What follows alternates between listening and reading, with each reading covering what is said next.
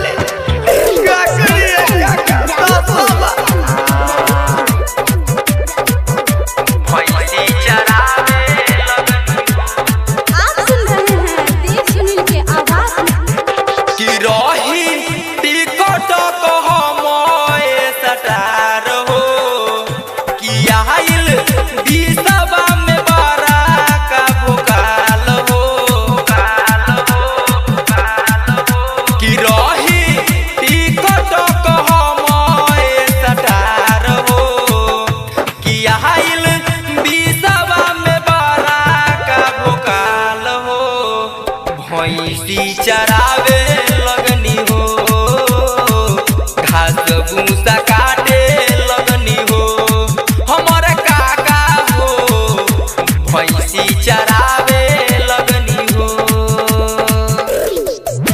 अरे ये छोरा, अरे तुम्हें ना टिकटॉक के स्टार वाले रे, तीसरे में तू कथी करता है रे?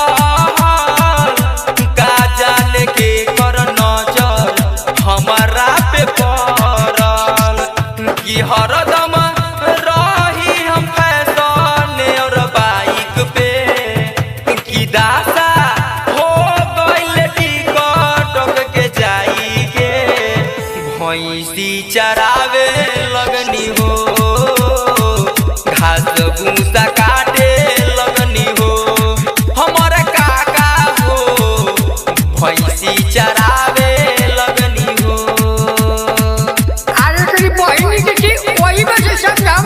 हमारा खेत में भैंसिया लगावेला आई आवता कि चरहु के 4 घंटा में बियान मत कर दे।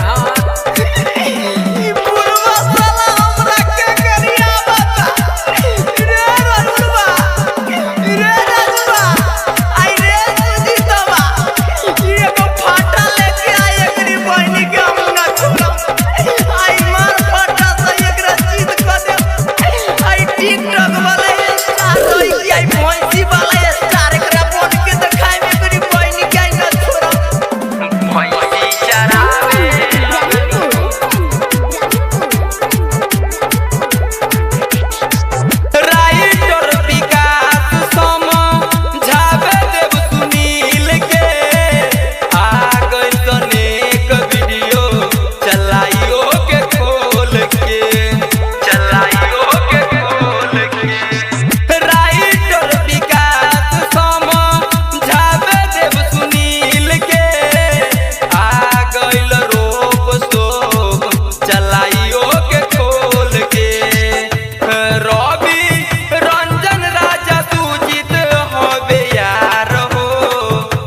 कहियो देता बे हमारा के साथ हो, भैंसी चरावे लगनी हो, घास भूसा काटे लगनी हो, हमारा काका हो भैंसी चरावे लगनी हो।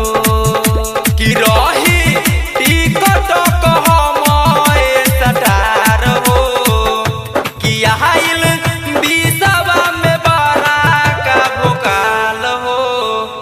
भैंसी चरावे लगनी हो घास भूसा